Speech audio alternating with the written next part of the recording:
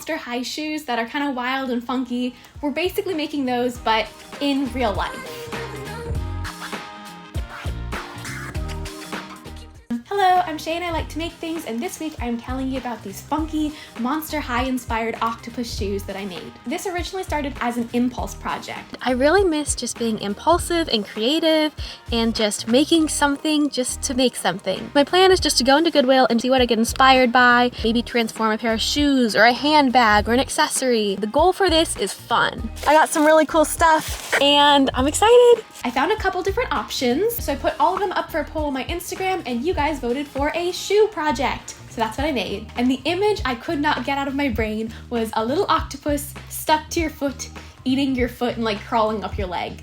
That's the official sketch. I know these shoes aren't gonna be practical. The design is ridiculous, but nevertheless, I want them to be wearable. I have painted and modified shoes before. You can see my Belle video I did a while back, but I've never done anything quite like this. So a lot of this is just me guessing and trying for the best. My basic plan for the shoe was to sculpt the octopus out of clay, cast it to make it a mold, cast that mold in silicone, make it look all nice and pretty, and then make sure it was stuck onto the shoe good. But we got a plan, we're gonna try it, let's make this. First up, we're sculpting, but for that, I'll need some supplies. First supply stop is Blick's Art Supplies.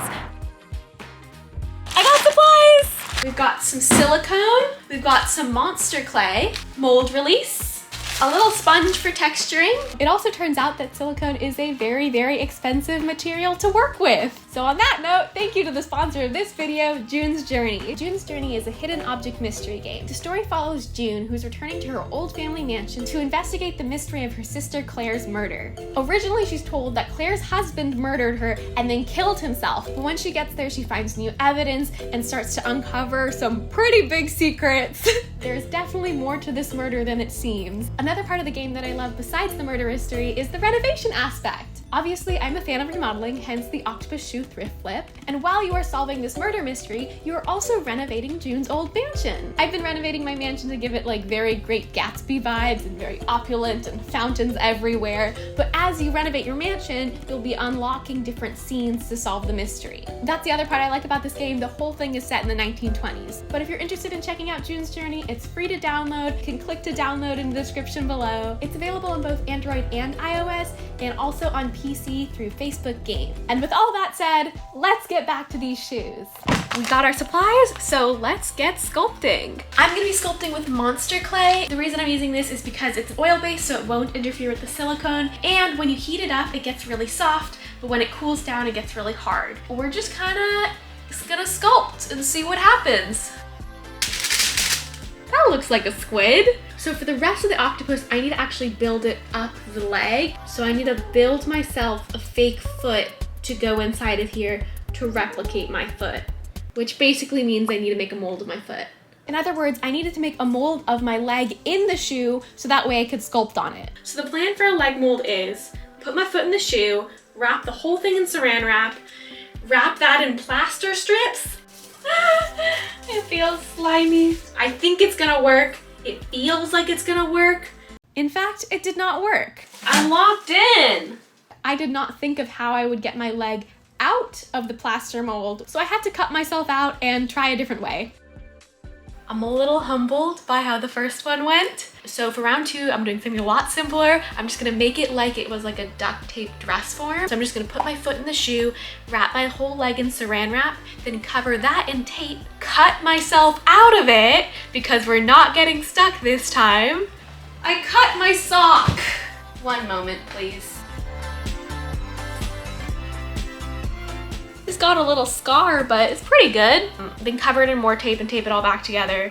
And then so it keeps its shape a little better, I'm just gonna stuff it really well with polyfill foam, like pillow fluff. It's pretty sturdy. I think just for aesthetics, I'm gonna cover it in another layer of tape, this time like white masking tape. It looks so nice. So now, this was a long intermission, back to sculpting.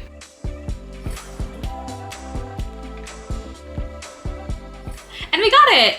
It's not perfect, but it does look like an octopus eating a foot. So, so I think I need to just keep fine tuning it, working on like the positioning of the tentacles, but also the texture and the smoothness of it. We have 1 foot sculpted. I'm really happy with it. I think it looks super nice. He's very squid-like, he's very octopus-like, he's very smooth. I love him a lot. But this is a pair of shoes, so we are gonna need 2 of them. I'm just going through the whole process again, sculpting the octopus, smoothing the tentacles. Okay, they are done. 1 shoe done, 2 shoes done. I still got a bit more. Ah! It's okay, he's surviving.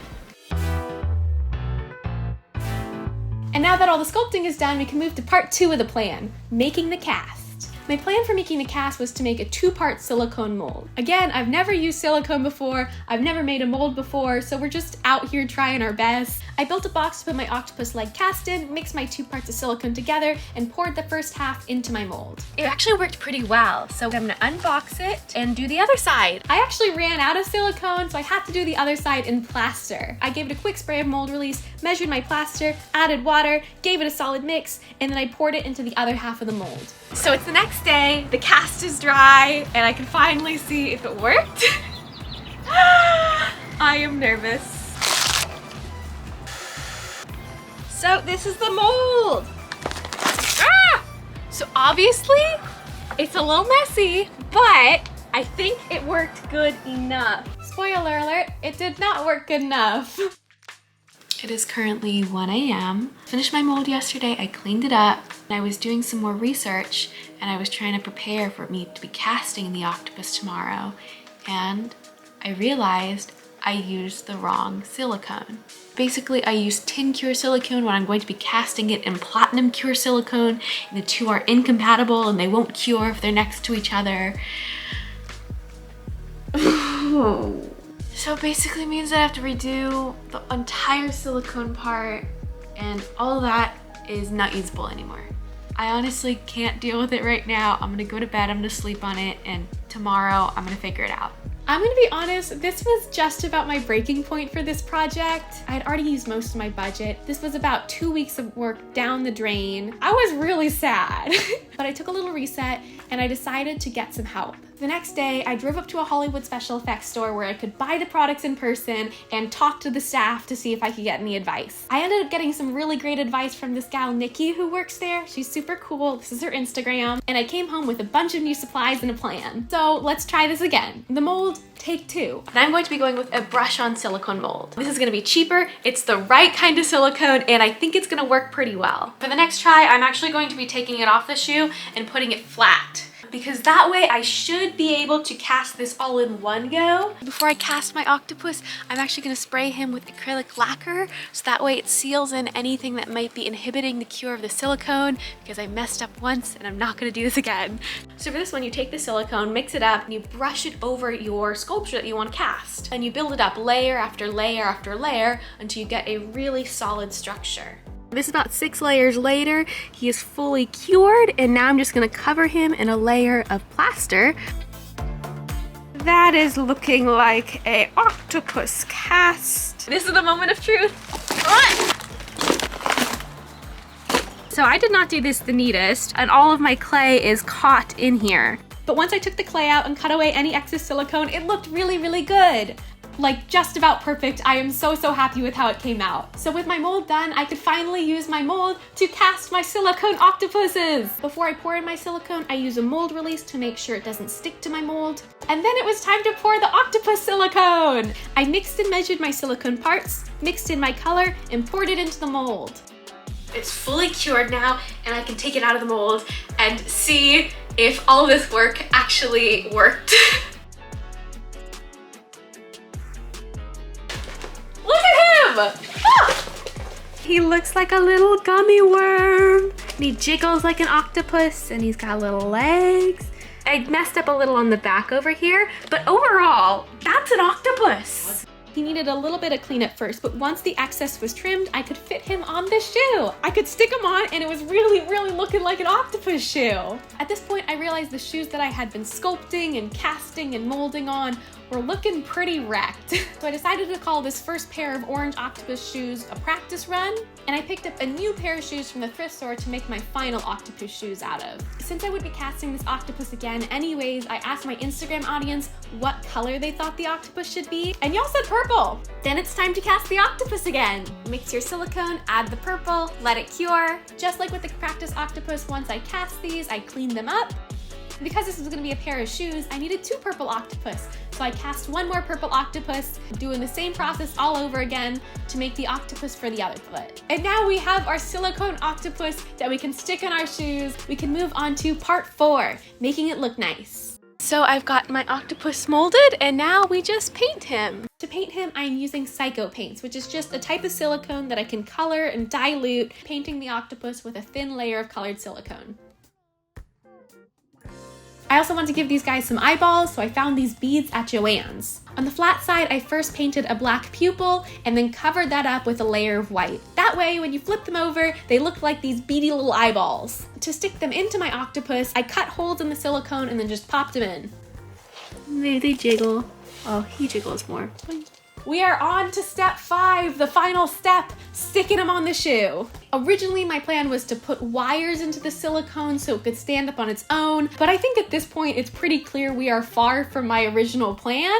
I was worried with wire it wouldn't be tight enough and there would be gaping and it would kind of wreck the illusion that the octopus is like clinging to my leg. So after a bit of thinking, I decided that the best way to get the octopus tentacles to stick to my leg would be to glue them to tights, kind of inspired by these octopus tentacle tights. This would turn my shoes into a pant-shoe combo, kind of like those pant shoes Kim Kardashian always wears, but we gotta do what we gotta do to make it look like the octopus is eating our leg. So I made another mold of my foot, leg, and stuck it in my tights to fill them so I could pin my octopus tentacles onto the tights in the pattern that I wanted. It doesn't really hit that they're like a pair of shoes until you see them together. Look at them. Then I glued my octopus onto the tights in the shoe with Silopoxy, a skin-safe silicone glue, and let them dry. And then just because I already had the orange octopus as my practice octopus, I decided to make another one. I'm not gonna explain it again, but like we're doing the exact same thing, just with more orange this time and not purple, and voila! As a final touch, I painted the base of both shoes black so it would look a little bit nicer. Once the glue dried, I could take the octopus and the tights off the leg form, and it was done! So with all of that said, here are how the final shoes turned out.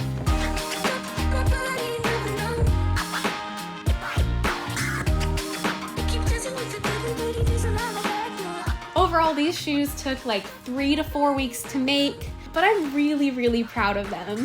This is probably the project I've had to learn the most for and the project that tested my skills the most. But wow, like the final product, it came out just like my sketch. I could not have imagined it any better. They definitely have that Monster High, over-the-top fantasy look. They look like they're straight out of a cartoon, and I love that about them. When I posted this on Instagram, I got a lot of questions about how to put them on or how hard were they to walk in. They go on just like tights. You gotta be a little gentle with them, but it takes less than a minute to put them on. It's very comfortable to wear, and I can definitely still walk in them. Walking in these shoes feels just like walking in heels, just heavier because I've got this massive silicone on the heel. You just kind of clomp around.